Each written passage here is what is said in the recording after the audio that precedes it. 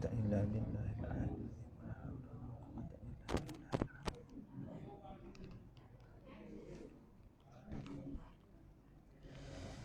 Assalamualaikum warahmatullahi wabarakatuh. Astaghfirullahal azim, astaghfirullahal azim, astaghfirullahal azim. Alladzi la ilaha illa huwal hayyul qayyum wa atubu ilaih. Astaghfirullahal azim, alladzi la ilaha illa huwal hayyul qayyum wa atubu ilaih. Astaghfirullahal azim, alladzi la ilaha illa huwal hayyul qayyum wa atubu ilaih. A'udzu billahi minasyaitonir rajim. Bismillahirrahmanirrahim. Ila hadratin Nabi Muhammadin al-Mustafa Rasulullah sallallahu alaihi wasallam wa kafatil anbiya wal awliya wasyuhada'i was salihin. Wa ila sadatina Abu Bakar wa Umar wa Uthman wa Ali radhiyallahu anhum. Wa ila baqiyatis sahabati Rasulillah ajma'in wa ila hadrati jami'il mu'minina wal mu'minat wal muslimina wal muslimat al ahya'i minhum wal amwat, khususan li muallifi rahimahumullahu ta'ala wa li masyaikhina wa lil ustadzina wa li walidayna wa lil ajdadina wa lil jaddatina syai'ul lahumul fatihah. A'udzu billahi minasyaitonir rajim. Bismillahirrahmanirrahim. Alhamdulillahi rabbil alamin, arrahmanir rahim, maliki yaumiddin. Iyyaka na'budu wa iyyaka nasta'in. Ihdinas siratal mustaqim, siratal ladzina an'amta 'alaihim ghairil maghdubi 'alaihim waladdallin. Amin. Qala Allah ta'ala wa huwa asdiqu qailin.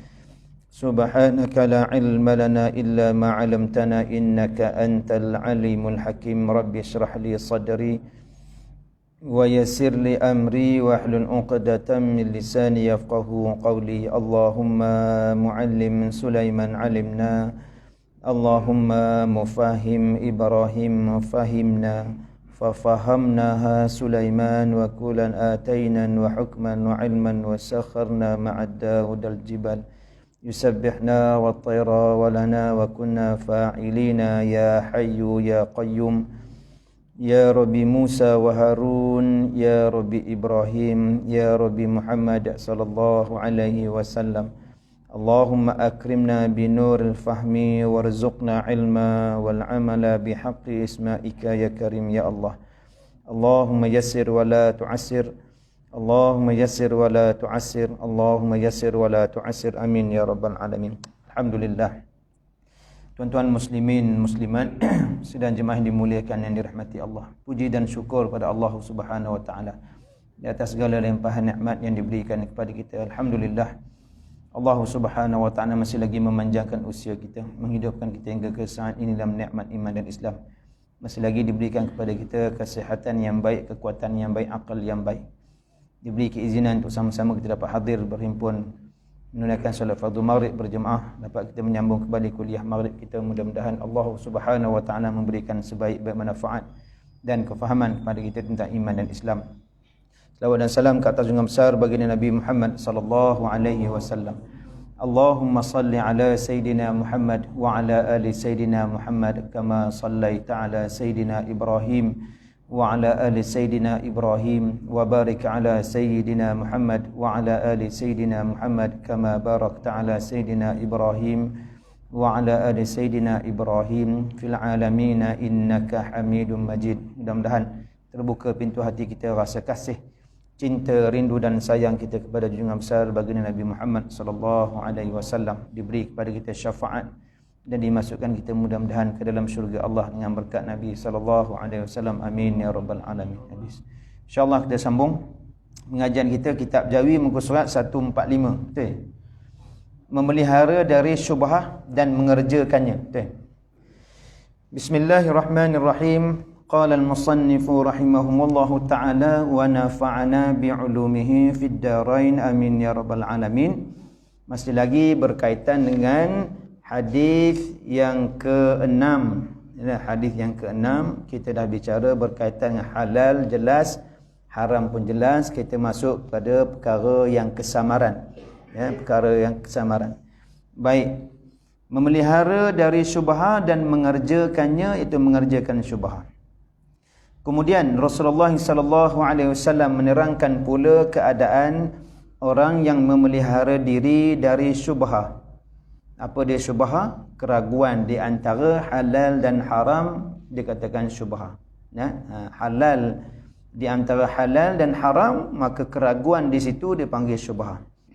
Iaitu barang siapa yang memelihara diri daripadanya, iaitu daripada syubhat, dengan cara tidak mengerjakannya, yakni meninggalkan, tidak mengerjakan perkara syubhat, yakni meninggalkan perkara syubhat, maka berarti ia telah memelihara agamanya dan kehormatannya dari sebarang tuduhan orang lain yang tidak mengetahui keadaan yang sebenarnya.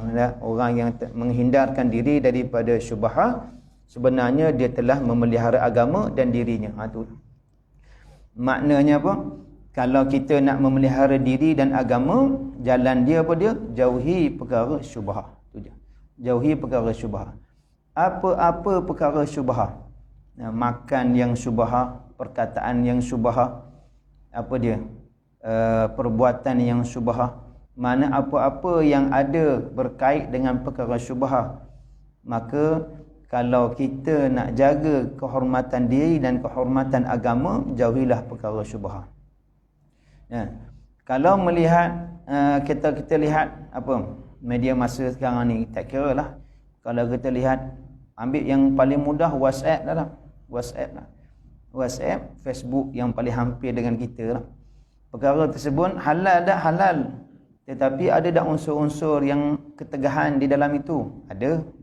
Sampai kadang-kadang ketegahan itu dah menyebabkan kita jadi ketagih, tak lepas-lepas. Kadang-kadang kerana WhatsApp kita tinggal semayang, ya. Kerana Facebook kita tinggal semayang, ya. Itu benda yang paling hampir dengan kita dia umat akhir zaman ini. Tak lekang dah, lelaki perempuan, tua muda itu. Tetapi di dalam handphone tersebut kita boleh gunakan untuk manfaat agama. Tetapi dalam handphone tu juga boleh menimbulkan kemudaratan pada agama. Macam-macam fitnah boleh berlaku, macam-macam kebaikan pun boleh berlaku. Jadi kalau nak memelihara agama dan diri, maka jauhi daripada perkara syubhat. Yakni boleh guna pakai, boleh, tapi mengambil sekadar keperluan sahaja tu ya. Yang tidak perlu kita jauh tinggalkan. Itu contoh yang paling hampir. Jadi dengan perbuatan syubhat tadi ini boleh menyebabkan tuduhan orang lain yang tidak mengetahui keadaan yang sebenarnya. Itu juga. Contoh, kita dalam pengajian ada di kalangan kita yang pegang handphone. Boleh jadi pegang handphone, orang akan memandang kepada kita sedangkan dia memegang handphone tu untuk apa? Untuk mencatat apa-apa ilmu yang dia dapat daripada pengajian, kerana dia menggunakan peralatan semasa, peralatan moden berbanding dengan dulu kerana kena ada nota. Boleh jadi dia tulis secara langsung dan dia boleh sebarkan dakwah apa yang dia belajar, tetapi kadang-kala boleh dipandang salah, dipandang serong oleh orang yang tidak memahami. Itu maksud kata tuduhan orang lain yang tidak mengetahui keadaan yang sebenarnya. Tu. Jadi cara nak hindar dia macam mana? Kembali kepada asal. Kembali pada asal, ada kitab contohnya, ada pen contohnya. Tak ada kitab, bawa telinga saja contohnya dah. Tapi kat sini semua ramai ada kitab, tu masalahnya. Bukan masalah tu yang betulnya. Insya-Allah dah. Jadi nak kabur kata apa? Menghindarkan tuduhan orang yang tidak mengetahui keadaan yang sebenarnya. Itu syubhat. Jadi benda tu mudah digunakan untuk kebaikan dan mudah juga menghampirkan kita kepada perkara yang tidak baik. Tu tengah-tengah tu lah. Habis, seorang Islam memanglah dikehendaki sedapat mungkin menjauhi perkara yang syubhat dan perkara yang mendatangkan tuduhan dan sangkaan yang buruk dari orang lain, supaya terpelihara agamanya dan kehormatan peribadinya. Dua tu, jaga maruah agama, jaga maruah diri. Kebanyakan daripada kita Maruah diri dijaganya, tetapi maruah agama terabai. Kalau orang yang menjaga maruah agama, insya-Allah dia juga menjaga maruah diri. Kenapa? Kerana agama tu mencakupi, merangkumi semua perkara. Tapi kalau dia menjaga maruah agama saja, maruah diri saja, belum tentu dia menjaga maruah agama. Tu. Jadi sebenarnya perkara tak boleh dipisahkanlah. Jadi antara yang disebut apa dia? Jauhi perkara syubhah supaya terhindar daripada fitnah pada agama, fitnah pada diri. Andai kata ia lakukan juga perkara itu hingga ada orang-orang yang menuduhnya, mengumpat atau mencelanya, maka janganlah ia menyesal, kerana dia sendiri tidak memelihara dirinya sendiri. Itu je. Jadi kita makan, waktu kita makan orang dah azan maghrib, kita masih lagi duduk di kedai-kedai makan. Kita makan, tak salah makan, tetapi sehingga makan menyebabkan maghrib tertinggal, sehingga hampir pada hujungnya hilang keberkatan pada makanan. Kadang-kadang terlajak sehingga masuknya waktu isyak, habis tertinggal waktu maghrib. Maka kita makan yang halal pada masa yang sebenarnya menyebabkan kita ni menyebabkan agama itu jadi serong, jadi orang pandang tidak baik. Itu satu, tu pada masa yang syubhah. Masa yang syubhah. Tak semayang ke? Makan, tunggu makan. Lepas makan semayang. Akhirnya semayang pun tidak, makan lebih dahulu. Allahu Akbar. Ini banyak berlaku lah. Banyak berlaku. Di kalangan kita, boleh jadi juga berlaku lah. Jadi tiba-tiba orang tohmah kita. Jangan menyesal lah. Sebab itulah hasil daripada perbuatan kita. Barang siapa, dan kemudian sabda Rasulullah SAW, barang siapa yang beriman kepada Allah dan hari kemudian, iaitu hari akhirat, maka janganlah ia berhenti pada tempat-tempat yang menimbulkan tohmah, iaitu tuduhan. Nabi sebut dah. Barang siapa beriman pada Allah dan hari akhirat, iaitu hari kemudian, jangan dia berhenti pada tempat. Tempat tu nisbah apa? Sama ada tempat dengan nisbah tempat, tempat dengan nisbah masa, tempat dengan nisbah perbuatan.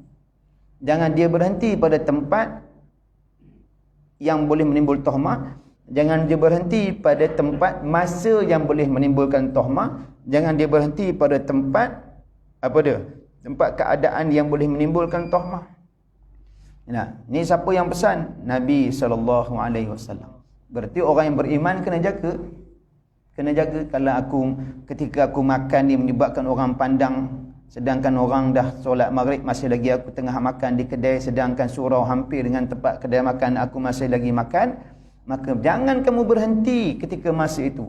Jangan kamu berhenti di tempat itu. Jangan kamu berhenti pada perbuatan itu. Faham tak? Kembali pada kita. Contohlah. Contoh lagi tak? Biar banyak contoh lah. Tak ada contoh, tak nampak. Bila contoh, baru nampak kita yang buat. Tak ada contoh, kita nampak orang lain yang buat. Kita di dalam musafir, PKPB dah tak ada dah. Boleh bergerak dah. Boleh bergerak, kita pun pergilah musafir. Dalam keadaan musafir, maka kita singgah di kedai makan yang pada ketika itu orang sedang semayang. Jadi masalah tak? Ada tohmahan tak? Ada tohmah. Orang semayang dia pun makan. Sedangkan orang yang hadir, yang menohmah itu tidak mengetahui bahawa kita ni orang yang musafir. Jangan kamu berhenti pada ketika masa itu. Jangan kamu berhenti pada ketika tempat itu. Jangan kamu berhenti pada ketika keadaan itu. Kerana dia boleh menyebabkan tohmahan orang pada kita. Itu pun satu dekar pada benda yang boleh menimbulkan syubhah di situ. Baik, habis. Maka janganlah ia berhenti pada tempat-tempat yang menimbulkan tohmah, iaitu tuduhan. Sayyidina Ali karamallahu wajhah berkata, jauhilah apa sahaja perbuatan yang menyegerakan hati kepada engkarnya, iaitu membantah atau menuduh. Iaitu jauhilah perbuatan yang boleh menyegerakan tuduhan. Macam tadi. Maka kita tangguh sekejap. Sekalipun engkau mempunyai alasan menolaknya, walaupun kamu boleh tolak, aku boleh jawab, aku orang yang musafir. Aku orang yang musafir. Tetapi orang tidak pandang, iaitu orang akan dahulukan tohmahan, tuduhan, prasangka buruk kepada kita. Sekalipun kita boleh menjawab dia. Kemudian dia kata apa lagi? Kerana kebanyakan orang yang mendengar sesuatu yang diingkarkan tidak sanggup lagi untuk mendengar alasan. Itu kita dah. Ya. Bila kita dah buat, orang bagi alasan macam-macam, tak dengar orang. Tak dengar orang. Ya. Kalau ikutkan mutakhirnya, ramai sungguh kita berada pada tempat yang boleh menimbulkan tohmah, masa yang boleh menimbulkan tohmah, perbuatan yang boleh menimbulkan tohmah. Tak terkecuali juga saya, sama kita ni. Jadi kalau nak jaga agama, maruah diri, maka ikut pesan Nabi SAW, jangan kamu berhenti pada tempat yang boleh menimbulkan tohmah. Tempat tu saya terangkan pada 3 pembahagian. Tempat sama ada tempat yang dinamakan tempat masa, tempat pada perbuatan tadi. Jauhkan, hindarkan. Tangguh sebentar supaya tidak menimbulkan keraguan kepada orang yang melihat. Kerana orang melihat dia tak akan dengar alasan dah. Tu alasan dia semua tu. Habis. Apa yang disabda Rasulullah SAW dan diterangkan sana Ali adalah bermaksud supaya seorang berusaha memelihara dari mencampuri, iaitu mengambil atau mengerjakan suatu yang menyebabkan timbulnya fitnah dan sangkaan yang buruk dari orang lain terhadap dirinya. Itu dia sebenarnya. Nak menangkis, menolak ataupun mencegah, itu lagi tepat. Mencegah daripada timbulnya fitnah, maka jangan sesekali kita melakukan perbuatan tersebut. Supaya terselamat, tidak termasuk di dalam fitnah ataupun tohmahan orang. Menurut riwayat, bahawa pada suatu masa Rasulullah SAW adalah berdiri dan bersamanya isterinya Sofiyah. Kemudian lalu 2 orang laki-laki berjalan dengan secepat-cepatnya, seolah-olah ada suatu hal, ada yang tak kena, maksudnya ada ni, seolah-olah ada yang tak kena, lalu cepat. Dia beginilah, bila kita nampak orang yang kita kenal, orang yang kita suka, orang yang kita sanjung, maka kita akan lalu di situ dalam keadaan, mesti dalam keadaan tenang, mesti dalam keadaan bertegur siapa lah, mesti dalam keadaan kita perlahankan pergerakan kita supaya kita menghormati dia.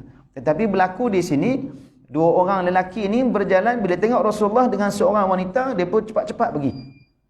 Ada lain macam ada yang tak kena tu maksudnya. Maksudnya ada yang tak kena, ada sesuatu hal. Melihat keadaan ini, Rasulullah SAW berkata kepada keduanya, kedua lelaki tadi, perlahan-lahanlah, janganlah bersegera sangat, kata Rasulullah. Perlahankan jalan kamu, jangan terlampau cepat. Sebenarnya perempuan yang bersama aku itu ialah Sofiyah, yakni isteriku.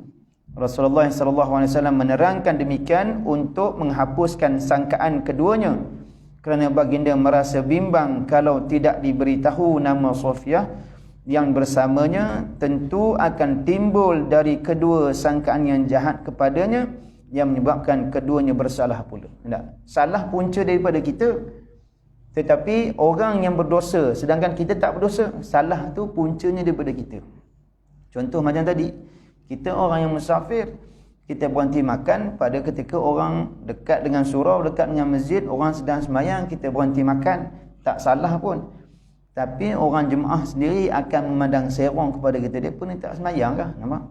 Tuduhan tersebut adalah sangkaan buruk yang boleh mendatangkan, mengundang dosa Allah Subhanahu Wa Taala kepada mereka. Dosa pada Allah Subhanahu Wa Taala. Kerana apa? Fitnah tadi, tuduhan. Punca berlaku tuduhan kita, punca kita orang berdosa. Tu kadang-kadang kita kena jagalah. Kena jaga. Tetapi dah jaga dah, terjadi juga la haula wala quwwata illa billah. Tidak ada daya upaya melainkan Allah Subhanahu Wa Taala. Ada. Habis. Setelah keduanya mendengar keterangan Rasulullah SAW, keduanya pun berkata, Subhanallah. Sedang Rasulullah pula menyambung sabdanya, iaitu, sungguhnya syaitan itu berlari pada tubuh anak Adam sebagaimana berlarinya darah, iaitu mengalirnya darah. Syaitan ni dia berjalan dalam tubuh badan manusia, bagaimana mengalirnya darah, begitulah mengalirnya, ikutnya syaitan dalam tubuh badan manusia. Tuan yang dimuliakan, yang dirahmati Allah Subhanahu Wa Taala. Jadi kalau kita baca setakat ini sementara ni, iaitu iblis dia akan masuk ke dalam tubuh badan manusia yang mana tubuh badan manusia ni kosong daripada ingat kepada Allah, zikrullah. Tubuh badannya kosong daripada zikrullah, tubuh badannya kosong daripada amal yang soleh, Al-Quran, zikir, selawat dan sebagainya, maka iblis akan masuk di tempat yang kosong, lompong di dalam tubuh badan manusia. Dia akan bergerak mengikut peredaran darah. Dia akan bergerak mengikut peredaran darah. Jadi bila badan kita penuh dengan zikrullah, sentiasa berzikir, sentiasa dengan majlis ilmu, sentiasa dengan Al-Quranul Karim, sentiasa dengan amalan-amalan yang soleh, maka iblis nak masuk pun tak boleh. Nak bergerak dengan melalui peredaran darah pun tak boleh. Nah, kata Nabi SAW, apa dia? Iaitu syaitan itu berlari pada tubuh anak Adam sebagaimana berlarinya darah, iaitu mengalirnya darah. Dan sungguhnya aku takut bahawa syaitan akan mencampakkan kejahatan ke dalam hati kedua kamu. Nah, syaitan masuk ke dalam hati manusia, menggoda manusia. Sebab itulah di sini saya nak bagi contoh lagi. Nah, sebab itulah apabila kita semayang, kitalah khususnya bagi diri saya, apabila kita semayang, kadang-kala dan kebanyakannya kita dan semayang akan terganggu semayang kita. Terganggu. Pasal apa terganggu? Sebab sebelum daripada sembahyang, ingatan kita tidak fokus kepada apa yang kita nak lakukan, iaitu solat. Maka pada ketika itu hati kita kosong daripada ingat kepada Allah, maka apa yang diisi apabila kosong akan diisilah oleh benda-benda yang meragukan daripada syaitan. Lepas tu tengah sembahyang kita boleh lagi ragu-ragu, was-was. Was-was ini bukan bererti was-was ni kita ingat 2, 3, 4 kunci dekat mana, itu satu hal. Was-was ni sebenarnya keraguan ataupun gangguan daripada syaitan. Itu was-was. Bukan semesti dalam sembahyang. Mana-mana keadaan, masa dan tempat kita berada, kita sentiasa diwaswaskan oleh syaitan. Kadang-kadang isteri waswas pada suami, suami waswas pada isteri, tapi tak berlakulah orang dekat surau sini. Taman sini fasa satu ini baik-baik belaka tak, soleh-solehah belaka tak, insya-Allah. Makcik-makcik pun tak waswas dekat pakcik-pakcik, tak apalah, abang nak kahwin lagi kahwinlah, tak apalah, saya tak waswas pun. Kan, kalau boleh lah, tak boleh sorry ya nah. Was-was kan. Kadang-kadang kerana tak makan di rumah pun boleh jadi pergaduhan. Tu was-was syaitan ni. Saya nak kaitkan iblis bergerak mengikut perjalanan darah ni, saya nak kaitkan. Berlaku kes kerana ubat gigi bercerai. Kerana ubat gigi bercerai suami dan isteri. Macam mana? Suami selalu tekan ubat gigi, benda simple je. Nak sebut pun rasa macam tu, tapi itulah realiti yang boleh berlaku. Suami tekan ubat gigi daripada bawah supaya senang nak picit, keluar saja. Isteri ditekan daripada atas tu, jadi turun balik ke bawah. Boleh perasan tak tu? Ke tuan-tuan tak buat macam tu? Kan? Faham tak? Ubat gigi ni moncong dia daripada bawah, suami tekan begini atas supaya cerek sini, keluar sini. Isteri pula bangkit pagi subuh, nak tengok dah penuh sini, dia tekan sini, cerek. Suami kata, dah pesan dah, aku dah kabur kamu. Dia keluar aku tu maknanya bengkin dah tu lah. Ada abang ayah je. Kau tak faham ke? So, kalau keluar speaking tu cakap orang putih lagi marah tu maknanya. Tak faham ke? Boleh ada kes bercerai kerana ubat gigi saja. Apabila diwaswaskan oleh syaitan hatinya, sehingga rumah tangga pun boleh bercerai. Allahu Akbar. Tu nak kabur kata waswas syaitan. Apabila kosong hati kita dengan zikrullah, kosong hati kita dengan perkara-perkara ta'abudiyah, kehambaan kita kepada Allah, iblis akan mudah masuk. Pada ketika kejadian Nabi Allah Adam AS, apabila belum dimasukkan roh, waktu tu iblis ataupun Azazil masuk. Dan dia kata, kemudian dia keluar. Dia kata apa? Manusia ni rupa dalamnya kosong. Dalam kita ni kosong. Kalau kata mak ni dalam dia kosong, boleh diisi. Apa yang diisi? Baik-baiklah. Kalau isi yang buruk, yang buruklah. Kita ni dalam kita kosong, lompong. Di antara yang sunnahnya menguap, tutup mulut. Pasal apa? Apa kaitan tutup mulut? Tak tutup pun tak apa lah. Wah. Kalau orang-orang Melayu kita macam Cina mualaf, betul tak? Tak pasal-pasal Cina mu'allak yang kena. Padahal yang muat tu orang Melayu, yang kena Cina mu'allak. Marah Cina tu lah. Wajak dia. Nah. Muat untuk mulut. Macam ni boleh, macam ni pun boleh. Tak kisahlah tu. Sehingga dalam sembahyang pun boleh tutup mulut. Sampai tahap boleh tutup mulut. Kena tutup mulut ketika muat. Pasal apa? Rupanya iblis masuk. Ketika kita tidur. Ni saya nak kaitkan ni. Ketika kita tidur, iblis akan, kata Nabi SAW, iblis akan bertenggek di pangkal hidung. Dia masuk, dia akan bertenggek di pangkal hidung. Dia akan bertenggek di pangkal hidung. Sebab tu sebelum tidur, kita kena kunci tubuh badan kita dengan 3 qul. Qul huwallah, qul a'udzu birabbil falaq, dan qul a'udzu birabbin nas. Kemudian ayat kursi. Kemudian tiupkan di atas tapak tangan sehingga habis nafas, kemudian sedut semula. Kemudian ditutup mulut, hidung dan mata, telinga, kemudian disapu seluruh badan belakang sehingga ke belakang sampai ke hujung kaki dalam keadaan tahan nafas. Bila sampai ke hujung kaki baru lepas nafas. Pasal apa? Sebab nak pagar diri supaya mudah-mudahan tidak dimasuki oleh syaitan dan tubuh manusia. Itu malam kita mimpi yang mengemukan. Bangkit daripada tidur, Nabi kata, apabila kamu tidur, iblis akan bertenggek di pangkal hidung. Maka apabila kamu bangkit daripada tidur, maka kamu masukkan, sebelum kamu berwuduk, berkumur, cuci tangan dulu. Kemudian kamu masukkan air ke dalam hidung dan kamu hemburkan air itu supaya iblis yang bertenggek di pangkal hidung akan keluar daripada itu. Nak khabarkan apa pada kita? Nak ngabarkan apa? Iblis ketika kita tidur dia akan masuk. Bukan takat tu, dia akan tambat kita dengan 3 tambatan. 3 rantai, 3 tali. Maka Nabi kata apabila kamu bangkit daripada tidur, maka ucaplah alhamdulillah, kemudian kamu berwuduk, kemudian kamu sembahyang 2 rakaat, kamu sebut alhamdulillah ketika bangkit daripada tidur, akan terbuka satu ikatan. Kamu ambil wuduk, maka akan terbuka ikatan yang kedua, dan apabila kamu sembahyang, maka akan terongkailah ketiga-tiga ikatan iblis tadi ni. Tu nak khabar kata tidur kita pun iblis ganggu. Tidur kita. Ada. Baik. Saya nak kaitkan apa? Iblis akan masuk, akan cuba merosakkan kita daripada dalam. Sehingga akan timbul rasa ujub, rasa riya, rasa sum'ah. Dalam hati kan, dia ganggu. Itu was-was tu. Gangguan. Kita tengah mengaji Quran, kita tiba-tiba rasa macam orang pandang kita. Itu was-was iblis itu. Kita tengah baca kitab, tiba-tiba kita berasa macam, ish, aku ni dah mengaji dah dulu ni. Ini dah mengaji dah apa. Itu gangguan iblis itu. Itu gangguan iblis. Sedangkan itu ilmu Allah Ta'ala. Dah mengaji sekalipun, bila sampai ilmu tu kepada kita, maka hendaklah kamu merasakan kamu masih lagi belum mengaji. Walaupun 1000 kali dah kamu mengaji.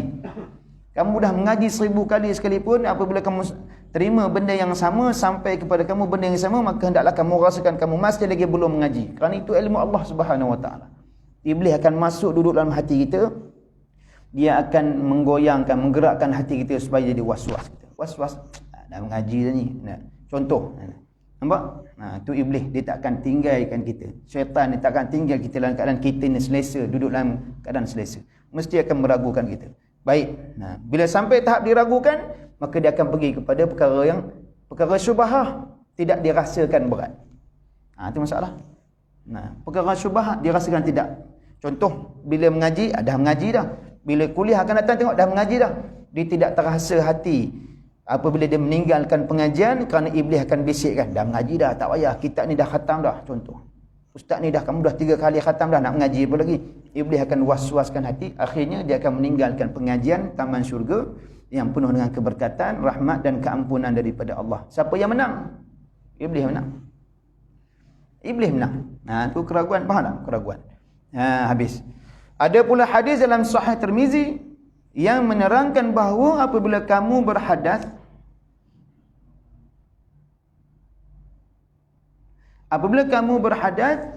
iaitu mengeluar angin di dalam sembahyang, kentutlah, maka pegangilah hidung kamu sebelum berpaling untuk mengambil wuduk, yakni untuk mengambil wuduk lain, supaya jangan dikatakan orang bahawa kamu telah berhadas, yang mungkin orang itu menyangka kamu berdarah hidup. Ada 2 maksud.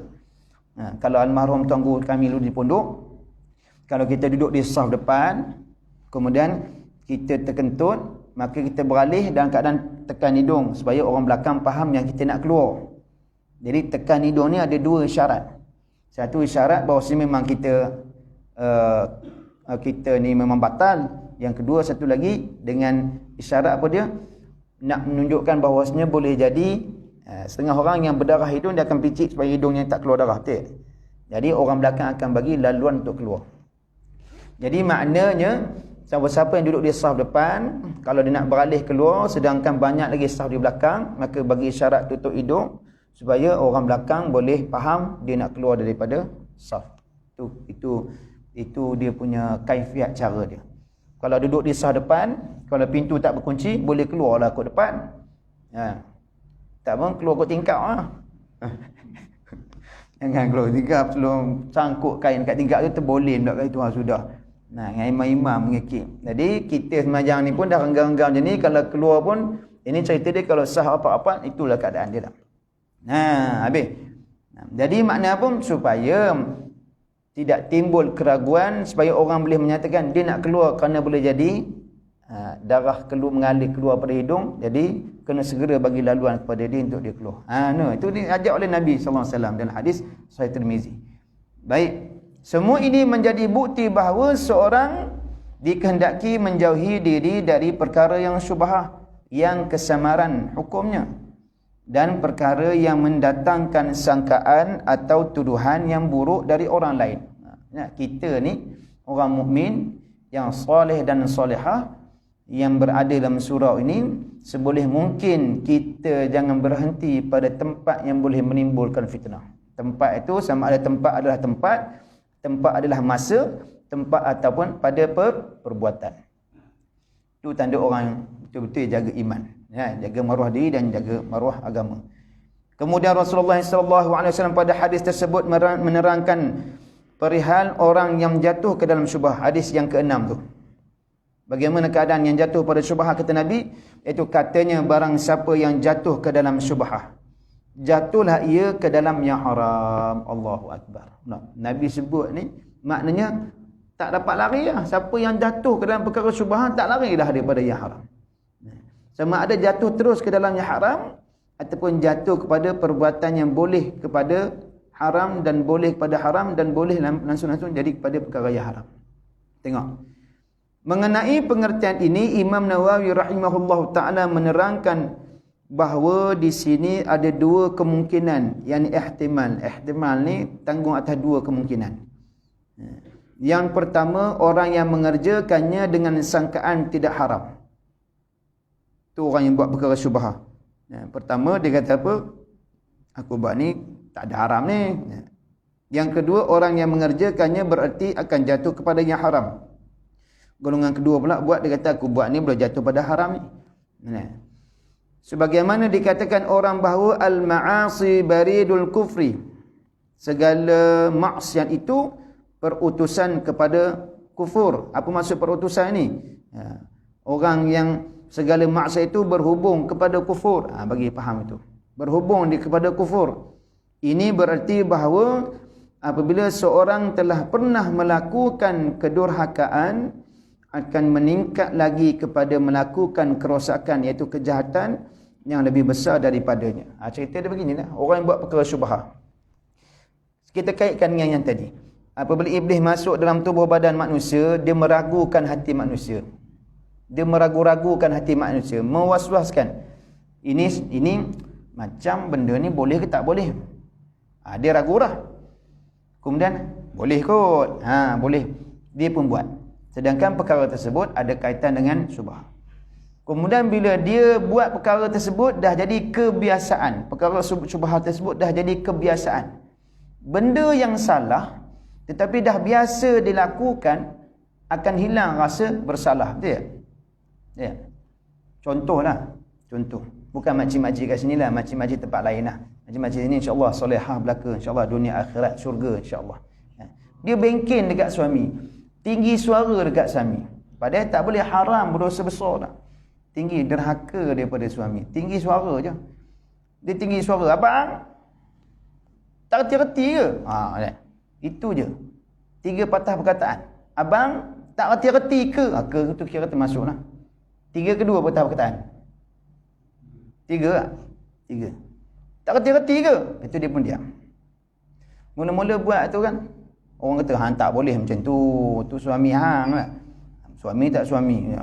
Memanglah rasa bersalah. Tapi, dah tak cakap itu, tak cakap itu tak buatnya. Kali kedua, abang tak reti-reti ke? Akhirnya, dah 5 tahun, 6 tahun, rasa bersalah tak tinggi suara begitu.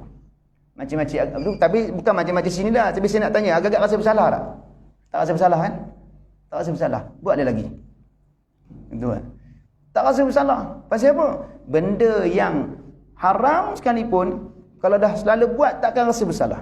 Tambah-tambahlah perkara syubhah yang keraguan. Dia akan jadi macam mana? Bila dia disebut di sini perutusan kepada kufur, benda yang haram bila dibuat dan dibuat, dia rasa benda tu satu kebaikan pula pada diri dia. Akhir jadi macam tu. Ini masalah. Dia akan jadi macam mana? Dia akan jadi, iaitu akan meningkat lagi kepada melakukan kerosakan kejahatan yang lebih besar daripadanya. Inilah yang diisyaratkan Allah Subhanahu wa taala pada firman-Nya, wa yaqtulunal anbiya'a bighairi haqq dzalika bima 'asaw wa kanu ya'tadun. Dan mereka, yakni Bani Israel, membunuh nabi-nabi dengan tiada hak, iaitu tiada sebenar. Maknanya tak pasal-pasal bunuh. Buat Bani Israel ni, dia tahu yang ni nabi, tapi dia akan cari pasal untuk bunuh nabi ni. Sehingga ada nabi yang digergaji kepala, digergaji belah kepala, ditanam dan digergaji. Bani Israel ni bunuh nabi-nabi ni, 1000 nabi dia bunuh. Bukan sikit-sikit. Yang demikian itu kerana mereka telah derhaka pada mulanya. Mula-mula bunuh seorang, kemudian bunuh 2 orang, kemudian bunuh 3 orang, kemudian tak rasa bersalah dah bunuh nabi. Dan adalah mereka pada akhirnya melampaui batas. Ini puak Bani Israel dulu. Itu cerita dia.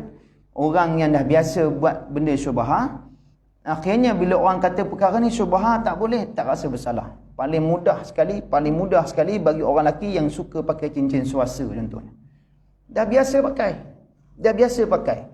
Walaupun kita dah terang dah benda tu bercampur di antara perak dengan emas, disadurkan di antara perak dan emas, digaulkan dileburkan di antara emas dan perak, maka dia jadilah dinamakan suasa. Di dalam tu ada zat-zat daripada emas, bagi orang lelaki tak boleh pakai. Tapi dah pakai lama dah. Kadang-kadang bila ditegur, orang yang menegur balik dimarah. Dah biasa kebiasaan. Maka kalau dah emas pun tak terasa, mula dah cantik, mula dah dia nak cuba try banyak sikit emas daripada perak. Akhirnya kalau orang yang biasa begitu, bubuh gelang emas isteri pada tangan pun tak rasa bersalah orang lelaki ni. Padahal sedangkan letak dalam saja kelip kejap pun haram hukum dia bagi orang lelaki. Tak boleh, cuba-cuba tu orang perempuan je. Contoh, tak rasa bersalah. Tu maksud kata benda yang bermula syubhah boleh jatuh kepada kerosakan. Sedangkan benda yang haram yang selalu buat pun tidak rasa bersalah. Paling besar dosa pada tinggal semayang.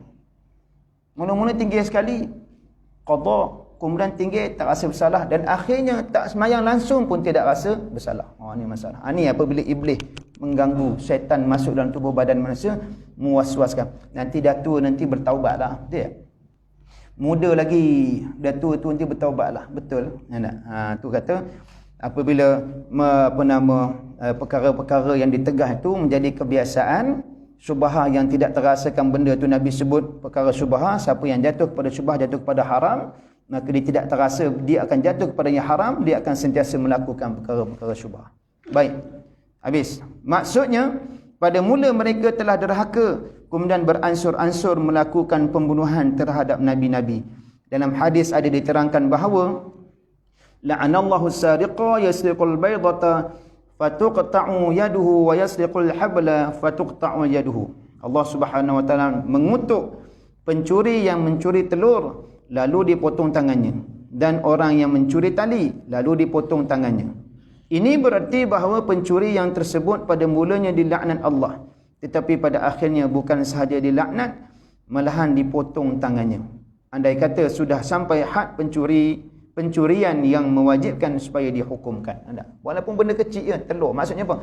Telur je pun kecil.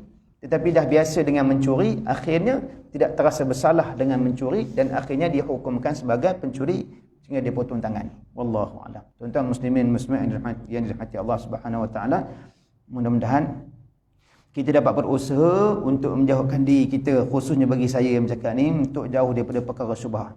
Itulah sifat orang yang wara' yang saya sebut pada kuliah yang lepas. Orang yang wara' bukan orang yang tasbihnya panjang, berjalannya tunduk, zikirnya kuat, tetapi orang yang wara' itu mereka yang menjauhkan diri daripada perkara-perkara syubhat. Itu orang yang wara', iaitu pegang kata Nabi tadi, jangan kamu berhenti pada tempat yang boleh menimbulkan keraguan fitnah daripada orang lain kepada kamu.